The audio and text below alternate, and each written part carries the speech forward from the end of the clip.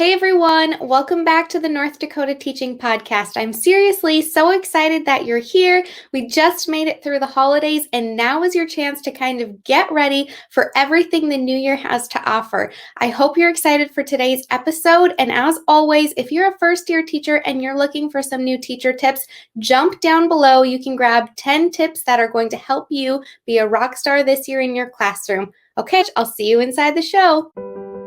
Welcome to the North Dakota Teaching Podcast. Whether you're a first-year teacher, veteran teacher, or just a mom trying to gain some new insights, you are right where you are meant to be. Kayla Durkin, founder of the Blossoming Teacher course, is passionate about helping new teachers blossom into the teacher they were born to be. Kayla wants to help inspire teachers to be their best self, whether that means sharing about personal or professional development, self-care, or the latest and most effective teaching strategies. Through this podcast, you will hear from real teachers sharing their stories about teaching, all with one main goal in mind: to be able to make an impact and help other teachers blossom. And with that, here is your host, Kayla Durkin. Hey, welcome back. Today we have Miranda, and she is seriously the cutest first grade teacher ever. I'm so excited for you to get to know her, so let's bring her on the show. Hey Miranda, how are you? Hi, how are you? I'm good, thank you so much. How's your day going? It's going really well. We just finished wrapping up, and so we are just really excited for next week. I'm so excited for what I've planned. Awesome. Why don't you tell us what you have planned? Or actually, first, why don't you tell us a little bit about you? Okay, so this is my second year teaching. Technically, it's still my first year because last year during COVID, I did not get to complete my year. So I still feel so brand new. I graduated from Florida Gateway College with my bachelor's degree, and I just got accepted into University of West Florida actually yesterday for my master's program. Congratulations! Thank you. So I am 23. I will actually be 24 very soon. I don't feel like it at all. I think it's just that young spirit, which is perfect for first grade, as everyone tells me.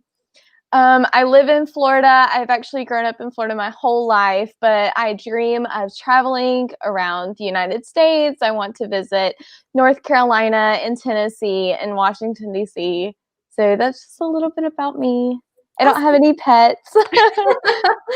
Oh, I mean, I don't have any pets either, but I wish I did. I do too. I'm just never home. I want a cat so bad. That's honestly, being a first-year teacher or being any teacher, finding time to do something as simple as take care of a pet, like, that's a hard thing to do. I just feel bad for leaving them at home all day and not having, super long lunch break to go home and check on them.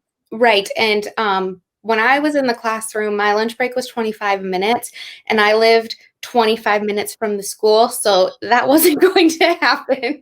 So ours this year is 25 minutes, and I live 10 minutes away. So by the time I got there, it would be my whole lunch break, and I would just feel super rushed. Oh, absolutely. There wouldn't really be any time to play. No, and that's not fair. Yeah, so you just got into your master's program. What are you getting your master's in? So I am getting my master's in curriculum and instruction. Fantastic. So where is that kind of going to lead you? Are you hoping to bring you into a new job or a new role within your building? So I think I will stay where I'm at, but it just opens different doors and it just opens different opportunities to help manage what curriculum that we will actually bring into our county. And eventually I will be making my way up probably to our school board and going across different state guidelines and just helping create the best curriculum for our students of Florida. That's amazing. I think that they're going to be so lucky to have you. So when does your program start? It starts in January. Okay, so very soon. It's very soon. I actually finished applying Thursday of last week. I got accepted last night, and I met with my academic advisor today. And it was just like, it's crazy how fast it's coming together, but that's how you know it's meant to be. That sounds like a whirlwind. It is. It's crazy. I love it. So I am so excited for you and for that opportunity, but how do you plan on managing your year in the classroom because you are face-to-face and this new master's program?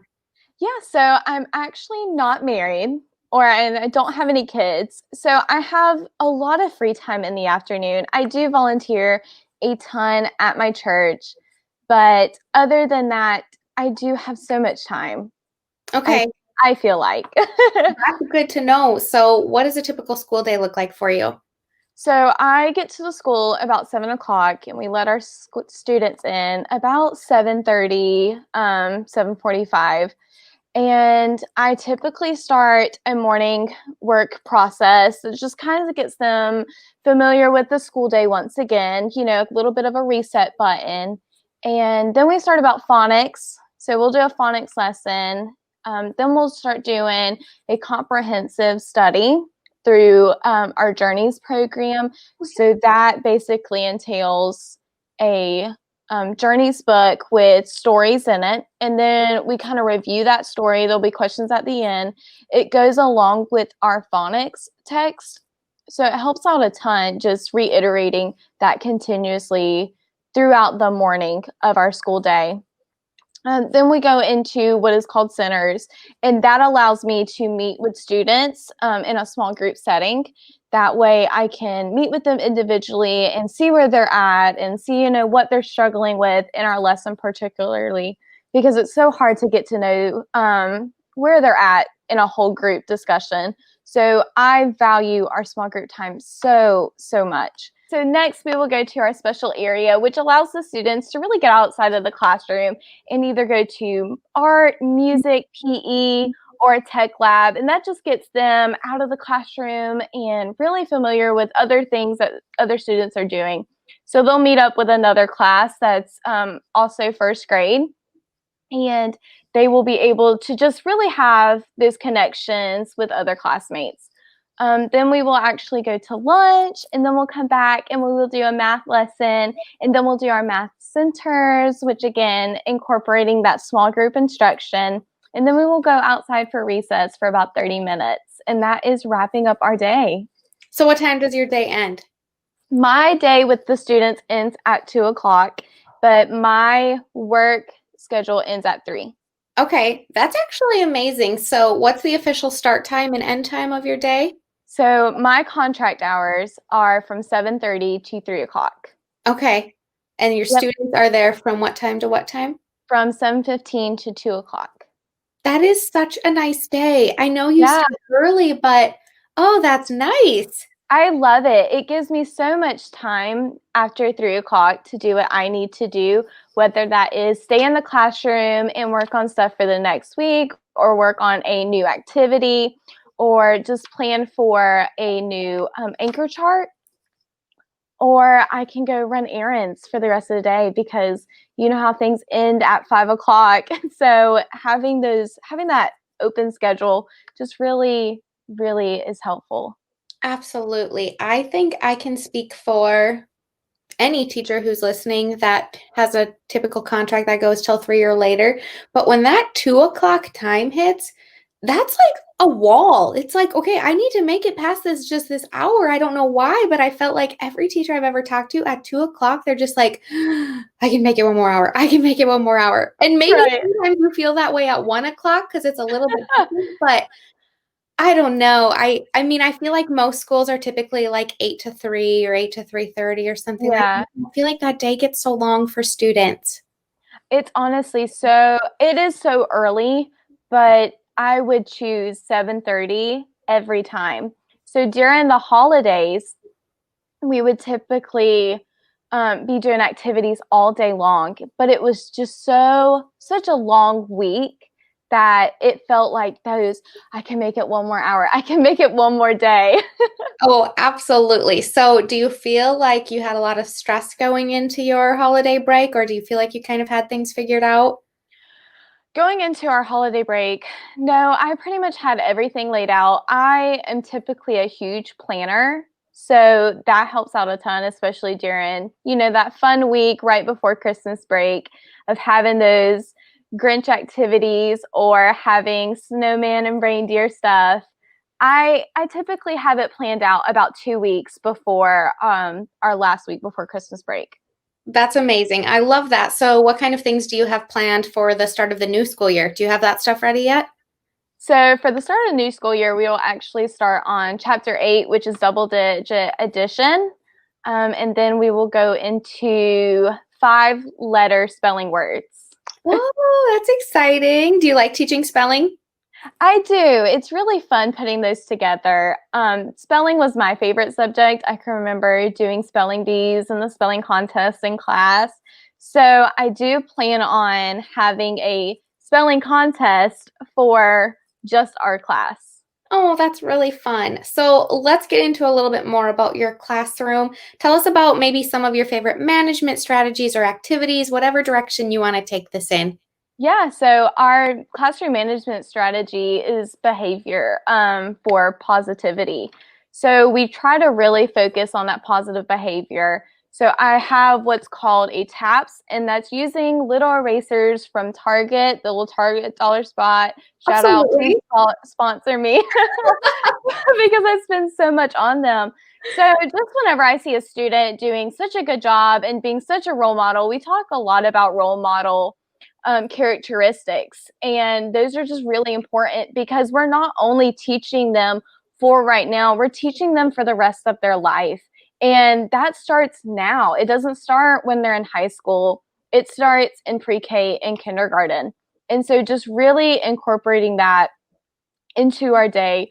We try to talk about it when we're reading stories, when we're doing just different activities. So TAPS is, like I said, whenever I see a student working on good behavior, showing those characteristics, I can tap them on the shoulder and they can get up quietly and go get an eraser. So it creates this little collection for them that they get to share and they get to bond with and they get to play with on Fridays during our free center groups. And they just really, really love it. And honestly, I think I'll keep it around for a while. School-wide, we use a clip chart. And so what that is a make today amazing, great choices. We start on ready to learn each day. And then below it, you have like a warning or a teacher's choice.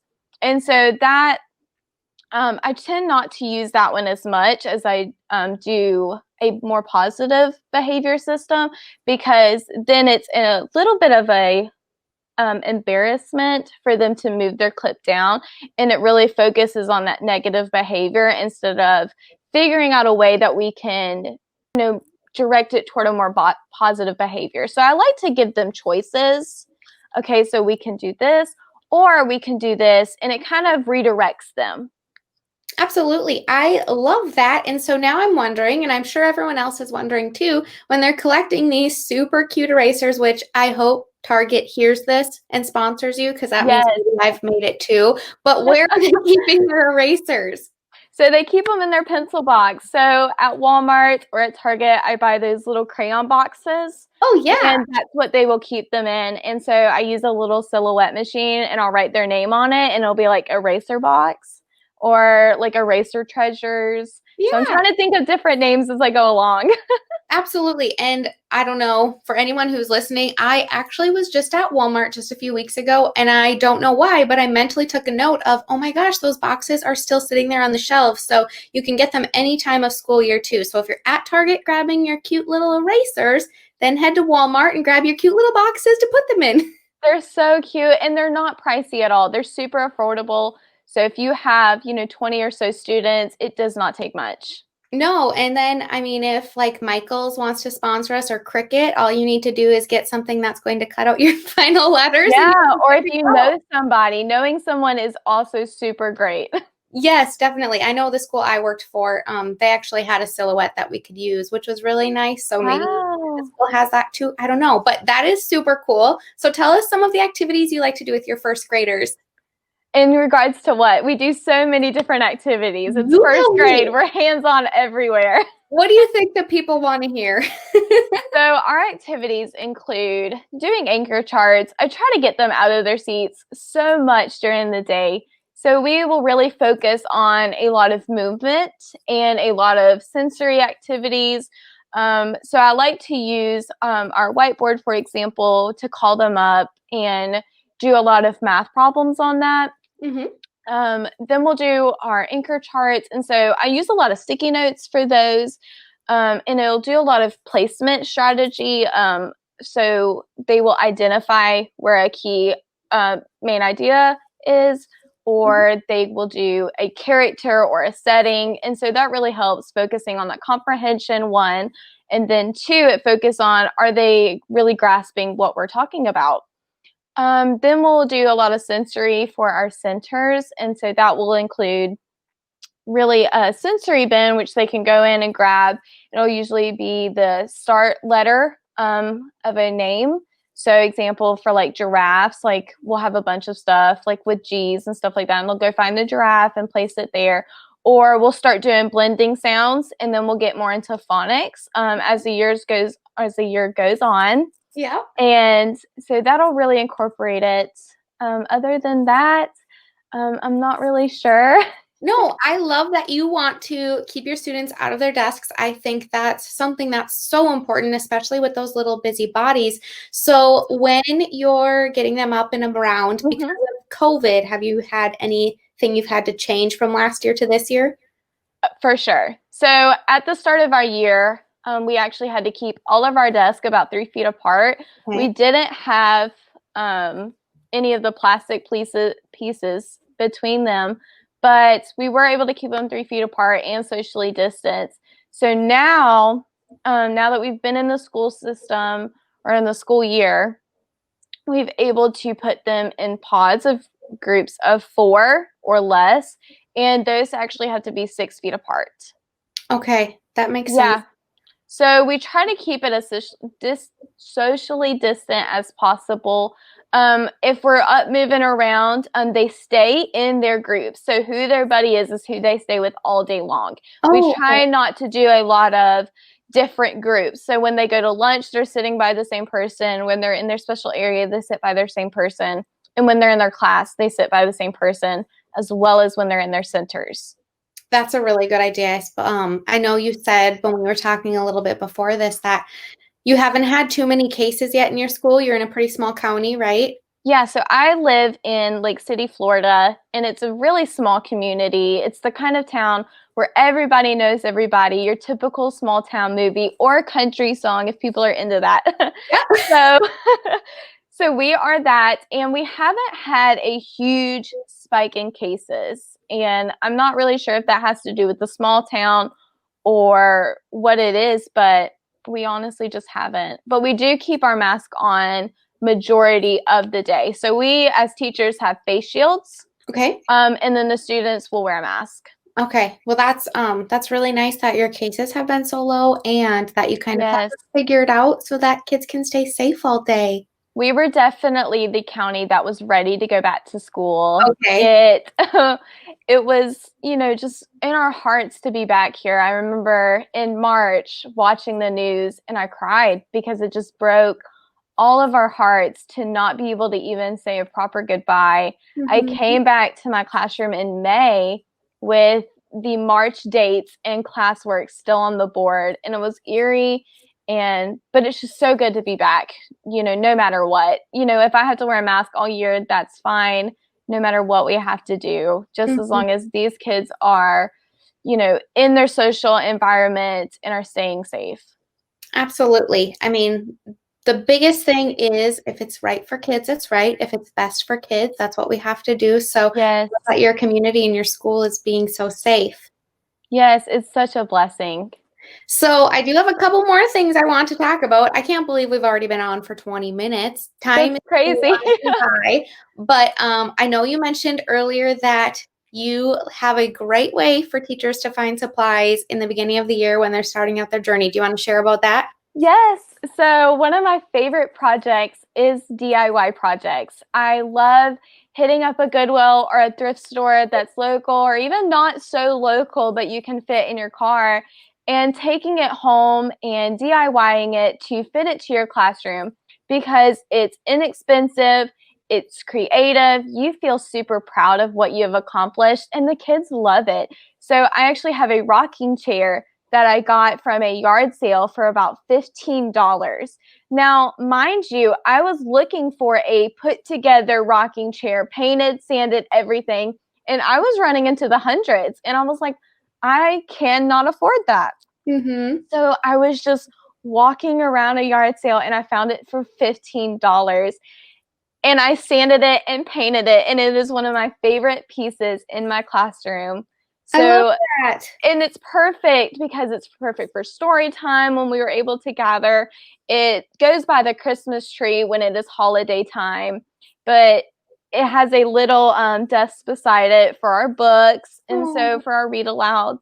And it's just so much fun to be able to say, like, okay, I created this. I created this for my students, for an environment, and it's just so much fun too.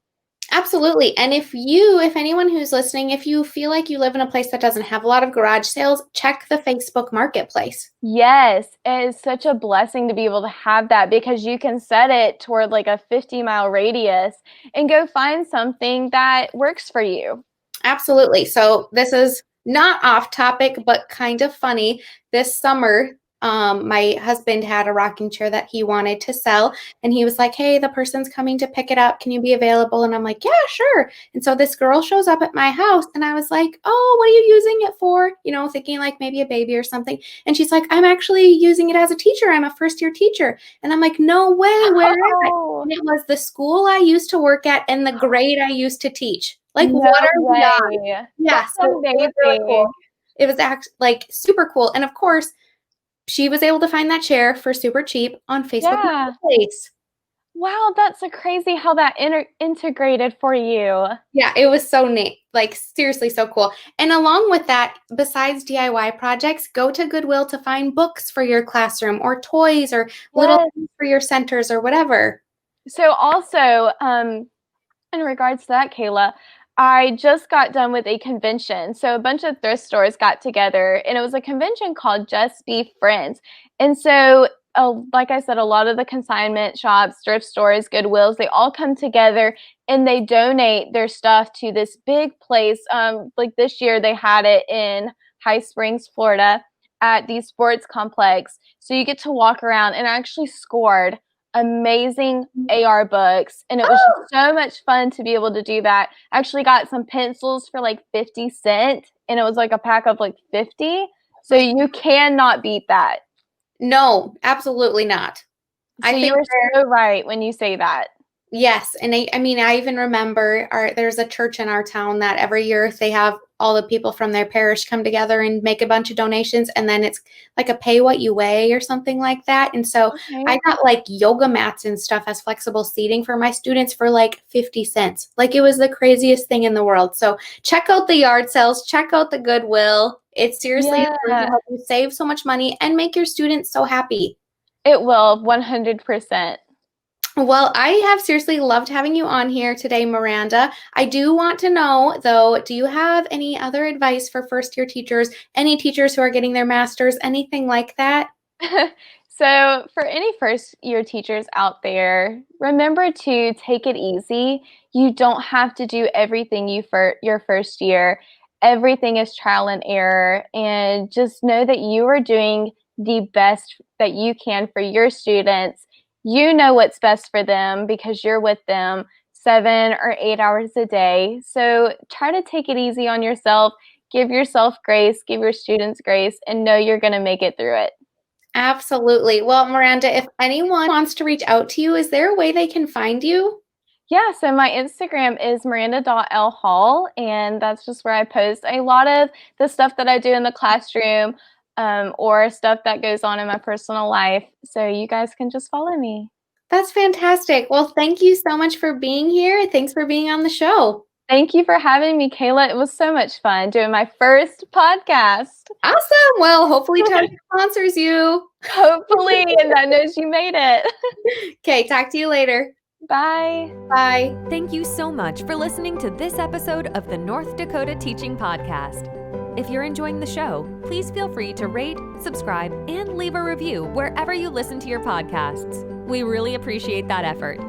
Be sure to tune in to the next episode for more teaching tips to make an impact. Until next time.